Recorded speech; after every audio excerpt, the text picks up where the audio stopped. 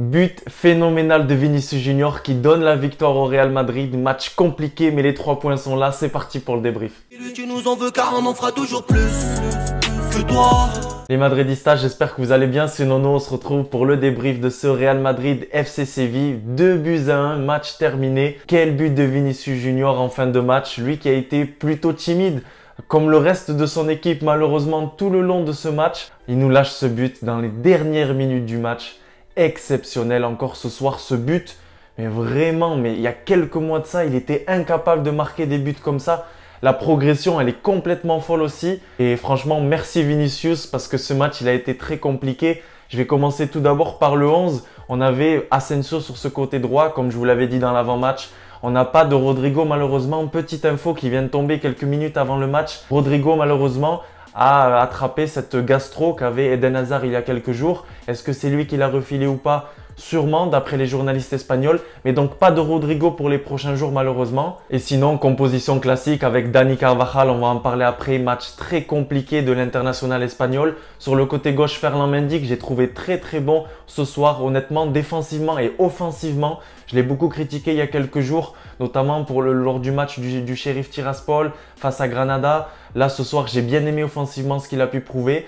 Et donc, dans cette charnière, comme d'habitude, aucun problème avec un Militao qui nous lâche un boulet de canon avec malheureusement pour le FC Séville une faute de main de Bono qui lâche ce ballon et Karim Benzema. Tonton Karim, à quelques heures de cette cérémonie du Ballon d'Or, est là pour marquer son 11e but en Liga. Un nouveau but pour Karim Benzema, ça fait plaisir. C'est le meilleur buteur de cette Liga. Et demain, on retrouvera Rafa Mir qui a failli signer au Real Madrid il y a quelques années de ça, on s'en rappelle. Attention à son jeu-tête, attention à tout simplement Rafa Mir dans la surface, ça peut faire but. Je vous avais dit dans l'avant-match, attention à Rafa Mir, il n'y avait pas de Youssef El Nessiri. Attention à son 1m90, son bon jeu-tête.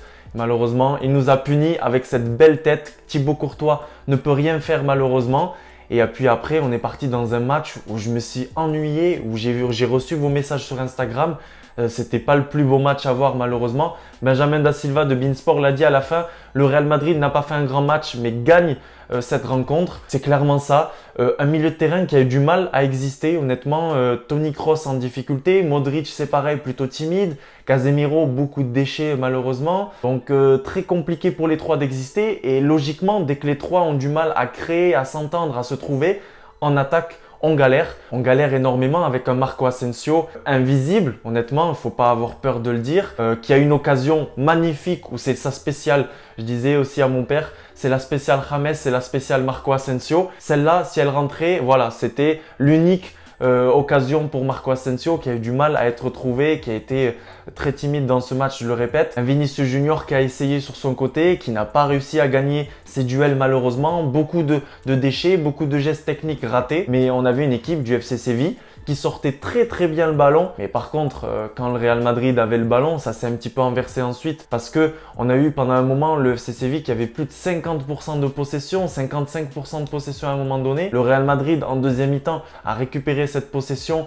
avec environ 52-53% de moyenne. Mais voilà, Séville a super bien sorti le ballon, a compliqué la tâche au Real Madrid. Ils ont fait quasiment un marquage à la culotte, un marquage individuel en allant prendre les joueurs qui sortent le ballon de notre côté, donc les Kroos, les Casemiro et les Luka Modric. Donc bien joué sur la partie tactique pour Lopetegui qui a bien vu le match, qui a bien travaillé avec son staff. C'est vrai qu'on a eu du mal à exister. En deuxième mi-temps, à part cette frappe de Vinicius Junior, à part ce but exceptionnel, c'était 0 tir cadré pour le Real Madrid en deuxième mi-temps. Donc on le sait, le FC Séville c'est costaud, c'est pour ça que je vous disais avant, pour le moment on n'avait pas joué d'équipe avec ce niveau-là honnêtement, sans envoyer de tir au FC Barcelone.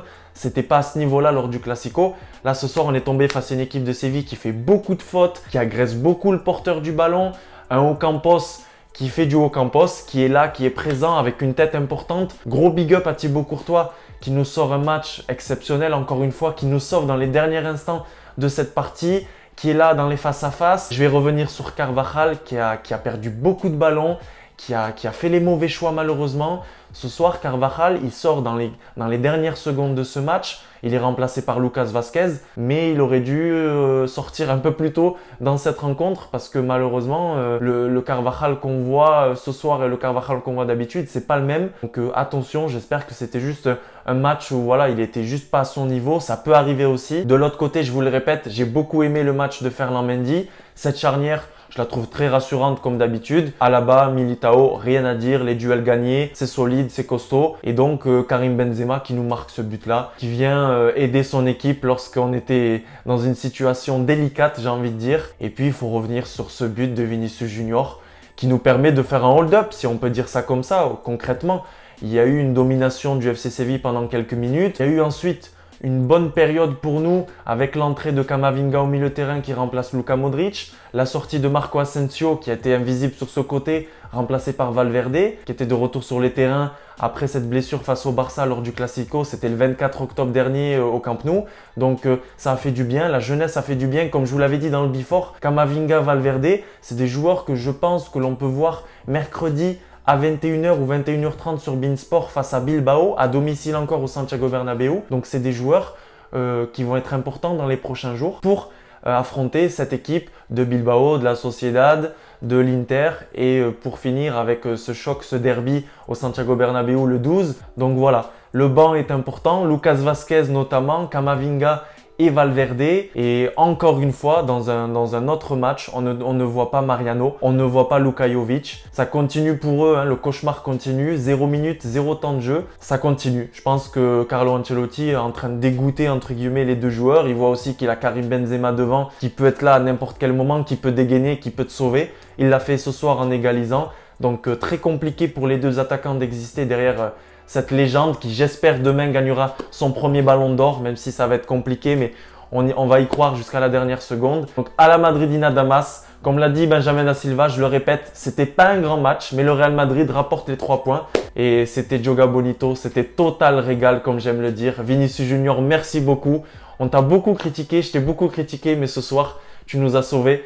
Ciao les Madridistas, n'oubliez pas de me dire dans les commentaires quel est l'homme du match pour vous. Je pense qu'avec ce but extraordinaire, ce golasso, c'est bien évidemment le Brésilien Vinicius Junior. Encore merci, obrigado comme on dit en brésilien. N'oublie pas de liker, d'activer la cloche de notification, de mettre un petit commentaire pour me dire ce que tu as pensé de ce match. Est-ce que vous êtes déçus? Est-ce que vous n'êtes pas déçus? Nous on se retrouve dès mardi pour le Before Real Madrid-Bilbao parce qu'il faut déjà enchaîner, récupérer. On a encore un choc face aux Basques.